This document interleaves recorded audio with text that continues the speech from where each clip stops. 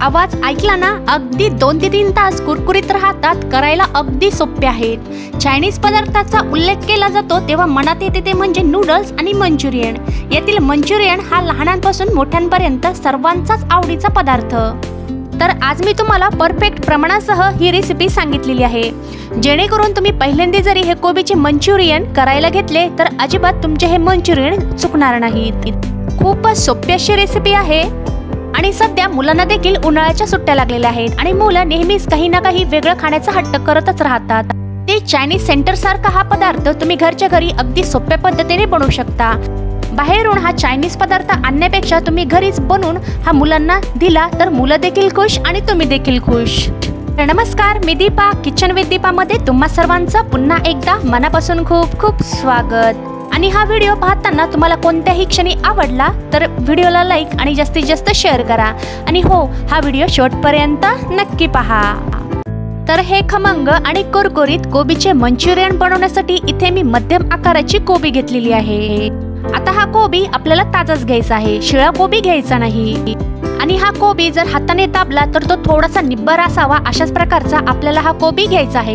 इथे आपल्याला शिळा कोबी अजिबात वापरायचा नाही। आणि हा कोबी मी अगोदरच 15 मिनिटे मिठाच्या पाण्यात भिजण्यासाठी ठेवलेला होता। आता हा मी स्वच्छ पाण्यातून 1 ते 2 वेळेस धुवून घेतलेला आहे। आता हा कोबी आपल्याला कापून घ्यायचा आहे, पण याचा आपल्याला देठ कापायचा नाही, जेणेकरून आपण जर हा कोबी किसायला घेतला तर आपल्याला थोडीशी अडचण येऊ शकते। आता हा कोबी समान 4 भागात मी कापून घेणार आहे। हा कोबी तुम्ही चाकूने कापून न घेता तुम्ही फूड प्रोसेसरने देखील हा बारीक करून घेऊ शकता किंवा चाकूच्या साहाय्याने देखील याचे बारीक बारीक तुकडे तुम्ही करून घेऊ शकता। तर अशाच प्रकारे या कोबीचे आणखीन 2 तुकडे करून घ्यायचे आहेत। कोबी कापून झाल्यावर एका किसणीच्या सहाय्याने हा कोबी असा किसून घ्यायचा आहे आणि सर्व कोबी किसून झाल्यावर थोड्याशा मोठ्या प्रमाणात देखील या कोबीचे तुकडे राहिले तरीही चालतील, काहीच प्रॉब्लेम नाही। हा तर कोबी किसून झालेला आहे, तर चला यामध्ये आपण पुढचं साहित्य टाकूयात। आणि हा कोबी किसून झाल्यावर सर्वात अगोदर यामध्ये आपल्याला चवीपुरतं मीठ टाकून हे मीठ यामध्ये चांगलं मिक्स करून घ्यायचं आहे। सांगायचं झालं तर सर्व मंचुरियन मधला कोबी मंचुरियन हा सर्वात हेल्दी असा प्रकार आहे, पण हॉटेल मधला नाही तर तो आपण घरी बनवलेला। कारण की हॉटेलमध्ये जे मंचुरियन असतात कोबीचे मंचुरियन, त्यामध्ये थोड्याफार प्रमाणात रसायनांचा वापर केलेला असतो। आता यामध्ये मीठ मिक्स करून झाल्यावर तुम्ही पाहू शकता या कोबीला पाणी सुटलेलं आहे। आता यामध्ये आपल्याला अजिबात पाण्याचा वापर करायचा नाही, या कोबीला सुटलेल्या पाण्यामध्येच जे काही आपल्याला मिक्स करायचं आहे ते करून घ्यायचं आहे। आता यामध्ये काही जिन्नस घालायचे आहेत, तर इथे मी 1 चमचा म्हणजे पोहे खायच्या चमच्याने अद्रक लसणाची पेस्ट घेतलेली आहे, ही यामध्ये टाकून दिलेली आहे। आणि सोबतच पोहे खायच्या चमच्याने 1 ते 1.5 चमचा एवढं इथे रेड चिली सॉस घेतलेला आहे। आता तुम्ही इथे सॉसचं प्रमाण तुम्ही तुमच्या अंदाजानुसार किंवा आवडीनुसार कमी जास्त देखील करू शकता बरं का। आणि सारख्याच प्रमाणात सोया सॉस घेतलेला आहे, याचं प्रमाण देखील तुम्ही तुमच्या अंदाजानुसार कमी जास्त करू शकता। सोबतच 1 चमचा लाल तिखट घेतलेला आहे, हे देखील यामध्ये टाकून दिलेलं आहे। आणि हे मंचुरियन तुम्ही मुलांसाठी बनवत असाल तर तिखट थोड्याशा कमी प्रमाणातच घ्यायचं आहे। आता ही सर्व टाकलेली जिन्नस अगोदर यामध्ये चांगली मिक्स करून घेऊयात। सर्व जिन्नस व्यवस्थित मिक्स करून झाले की 2 ते 3 चिमूटभर इथे मी रेड फूड कलर घेतलेला आहे, हा देखील यामध्ये टाकून द्यायचा आहे, जेणेकरून या मंचुरियनला मस्त असा कलर येईल। हा कलर देखील यामध्ये चांगला मिक्स करून घ्यायचा।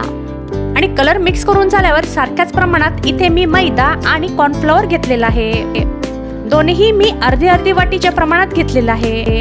कॉर्नफ्लॉवर आणि मैदा आपल्याला सारख्याच प्रमाणात घ्यायचा आहे, तर सर्वात अगोदर मैदा इथे मी थोडा प्रमाणात टाकणार आहे। हा मैदा एकदाच न टाकता थोडा प्रमाणात टाकून यामध्ये चांगलं मिक्स करून घ्यायचं आहे। कोबीला जे सुटलेलं पाणी आहे आणि आपण यामध्ये जे सॉस टाकलेलं आहे त्यामध्येच हे दोनही जिन्नस यामध्ये चांगले मिक्स करून घ्यायचे आहे, यामध्ये अजिबात पाणी टाकायचं नाही। आता या मैद्यानं आणि कॉर्नफ्लॉवरनं काय होतं, मस्त असे कुरकुरीत हे मंचुरियन तयार होतात। आता मैदा आणि कॉर्नफ्लॉवर यामध्ये मिक्स करून घेतल्यावर अजून मला हे थोडंसं पातळच वाटत आहे। पुन्हा उरलेलं कॉर्नफ्लॉवर आणि मैदा उरलेला हा मी यामध्ये टाकून देणार आहे। आता तुम्हाला इथे कॉर्नफ्लॉवरचं आणि मैद्याचं प्रमाण कमी जास्त देखील लागू शकतं, कारण की तुम्ही कोबी किती घेणार आहेत त्याच्यावर हे अवलंबून आहे। आता हे उरलेलं कॉर्नफ्लॉवर आणि मैदा देखील यामध्ये टाकून दिलेला आहे आणि पुन्हा यामध्ये मी चांगला मिक्स करून घेणार आहे। आता हे कोबीचं मिश्रण जास्त घट्ट देखील बनवायचं नाही आणि जास्त प्रमाणात पातळ देखील ठेवायचं नाही। जसं आपण भज्याचं पीठ ठेवतो ना त्याप्रमाणेच हे ठेवायचं आहे। आणि नंतर शेवटी यामध्ये पांढऱ्या पातीचा कांदा चिरून टाकलेला आहे। आणि हा जर पातीचा कांदा तुमच्याकडे जर नसेल तर बारीक आकारात तुम्ही कांदा देखील इथे कट करून टाकू शकता, पण कांद्याचं प्रमाण थोडंसं कमीच घ्यायचं आहे। आता हा पातीचा कांदा यामध्ये चांगला मिक्स करून घेतलेला आहे।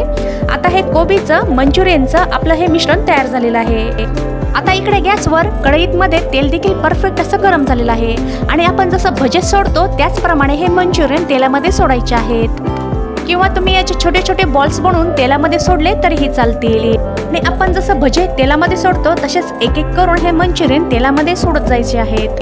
हे मंचुरियन अगदी तुम्ही 15 ते 20 मिनिटांमध्ये घरच्या घरी चायनीज सेंटर सारखे बनवू शकता। जर सर्व साहित्य तुमचं योग्य प्रमाणात असेल तर हे मंचुरियन तुमचे एकदम परफेक्ट बनवू शकतात। आणि यांना तेलामध्ये सोडल्यावर 2 ते 3 मिनिटे यांना लगेचच हात लावायचा नाही। अगोदरची 2 ते 3 मिनिटे गॅसची फ्लेम मीडियम ठेवायची आहे आणि नंतर लगेचच 2 ते 3 मिनिटांनी हे खालीवर करायचे आहे। तर तुम्ही पाहू शकता अतिशय सुंदर रंग या मंचुरियनला आलेला आहे। गोष्ट लक्षात ठेवा, आपण जे हे मंचुरियन जेव्हा तेलामध्ये सोडतो ना त्यांना लगेचच खालीवरती करायचं नाही, साधारण 3 मिनिटांनी यांना हात लावायचा आहे आणि 3 ते 4 मिनिटांनी गॅसची फ्लेम हाय ठेवायची आहे। जेव्हा तुम्ही गॅसची फ्लेम हाय ठेवताल तेव्हाच ते कुरकुरीत बनतील आणि जेव्हा हे चमच्याला किंवा झाऱ्याला थोडेसे कडक लागतात तेव्हाच हे तेलाच्या बाहेर काढायचे आहेत। सारख्याच पद्धतीने उर्वरित मंचुरियन तेलामध्ये सोडायचे आहेत आणि मीडियम फ्लेमवर मस्त असे कुरकुरीत होईपर्यंत चांगले तळून घ्यायचे आहेत। आता मंचुरियनची दुसरी बॅच देखील आपली रेडी आहे आणि हे मंचुरियन पाहताच समजत आहेत की हे कितीच क्रिस्पी असे बनलेले आहेत। तर यांचं तेल देखील निथळून घ्यायचं आहे। तर पहा, हे कोबीचे मंचुरियन खूपच कुरकुरीत असे बनलेले आहेत आणि अजिबात तेलकट झालेले नाहीत आणि तुम्ही पाहू शकता आतमध्ये अजिबात कच्चे नाहीत। हे मंचुरियन बनवण्यासाठी अगदी योग्य प्रमाणात जर साहित्य घेतलं तर एकदम परफेक्ट हे कुरकुरीत तुम्ही मंचुरियन बनवू शकता। आणि आपण जर चायनीज सेंटर मध्ये गेलो तर अगदी 20 रुपयांमध्ये 5 ते 6 किंवा 7 ते 8 मंचुरियन येतात। तर आपण 20 रुपयांमध्ये परातवर हे मंचुरियन बनवलेले आहेत आणि शिवाय हे 2 ते 3 तास खूपच कुरकुरीत असे राहतात। तर आजची ही रेसिपी नक्कीच आवडली असेल मला आशा आहे। आजचा हा व्हिडिओ तुम्हाला आवडला असेल तर व्हिडिओला लाईक आणि जास्तीत जास्त शेअर करा आणि तुम्ही माझ्या चॅनलवर नवीन असताल तर सबस्क्राईब करायला विसरू नका। सोबतच बाजूला असलेलं बेल आयकॉन देखील प्रेस करा जेणेकरून माझ्या येणाऱ्या नवीन रेसिपी व्हिडिओचं नोटिफिकेशन तुम्हाला भेटेल। तर भेटूया पुन्हा एकदा तुमच्या आवडत्या छानशा रेसिपी सोबत।